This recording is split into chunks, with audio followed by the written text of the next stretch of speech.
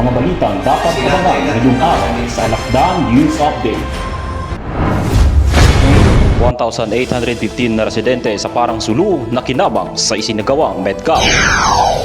Peace Covenant nilagdaan para sa ligtas at tapat na eleksyon sa Panglima Istino.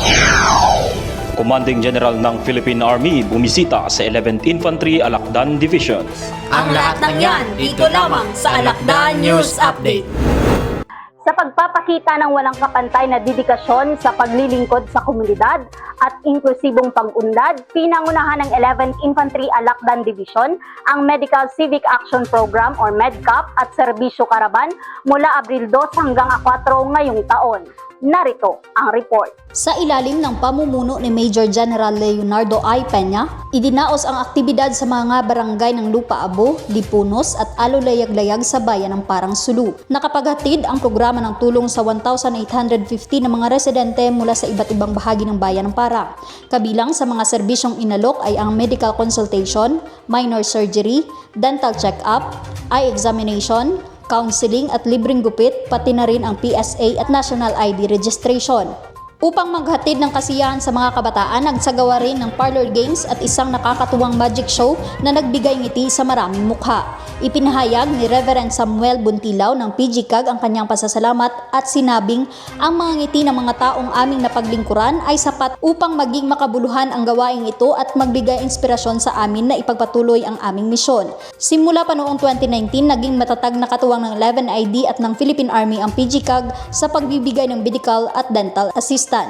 Ipinahayag naman ni Major General Peña ang kanyang pasasalamat sa lahat ng unit, ahensyang lokal at mga voluntaryong nakikiisa at binigyang diin ang kahalagahan ng pagkakaisa at pagtutulungan para sa pag-unlad ng komunidad. Ang aktibidad ay patunay ng buhay na diwa ng bayanihan kung saan ang mga sundalo at sibilyan ay nagkakaisa sa layuning makapaglingkod at makapagpalakas ng pamayanan.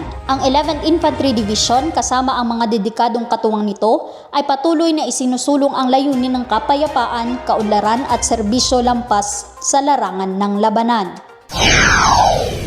Para sa mapayapa at tapat na halalan, nilagdaan ng mga kandidato para sa nalalapit na national at local elections ang isang peace covenant na ginanap sa bayan ng Panglima Istino.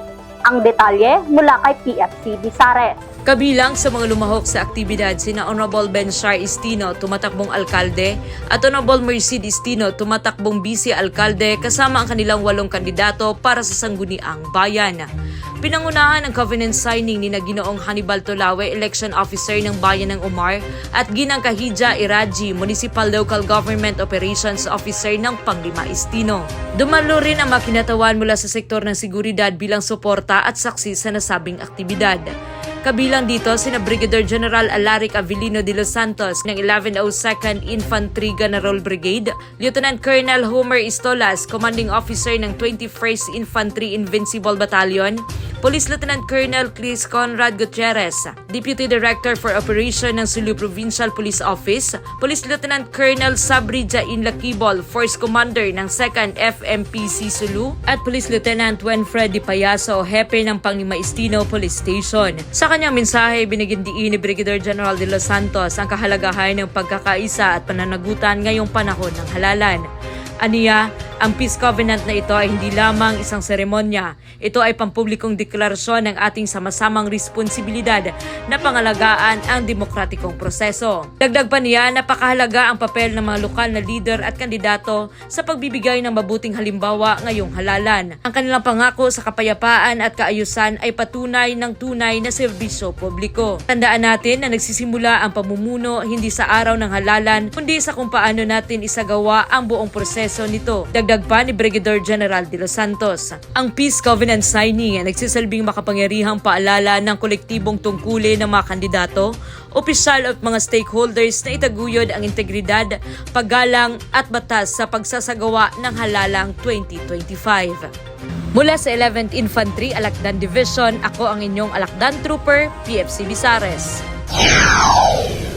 Bumisita ang Commanding General ng Philippine Army na si Lieutenant General Roy M. Galido sa 11th Infantry Alakdan Division noong 12 ng Abril taong kasalukuyan. Narito ang buong detalye. Sa kanyang pagdating, malugod siyang sinalubong ni Major General Leonardo I. Peña, commander ng 11ID na nagbigay ng komprehensibong briefing tungkol sa mga kasalukuyang pasilidad, mga proyektong pang-infrastruktura at mga plano para sa hinaharap.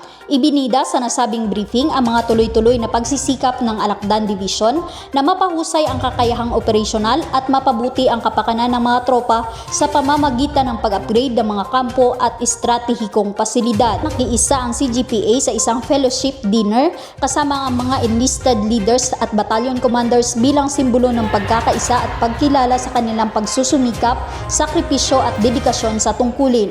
Nagpaabot naman ng pasasalamat si Major General Peña sa pagbisita ng CGPA at sa patuloy nitong suporta sa dibisyon, lalo na sa misyon nitong mapanatili ang kapayapaan at kaayusan sa kanilang area of responsibility. Ang pagbisita ni Lieutenant General Galido ay nagpapatunay sa kahalagahan ng presensya ng pamunuan, modernisasyon ng mga infrastruktura at pagbibigay kapangyarihan sa mga non-commissioned officers sa pagpapatatag ng isang makatao at matatag na hukbong katihan. At yan ang mga balita sa linggong ito. Ako si PFC Salario para sa Alakdan News Update. Magandang araw at magsukol! Para sa karagdagang balita, maaari niyo po kaming sundan sa aming official Facebook page. Sundan niyo din kami sa aming YouTube channel.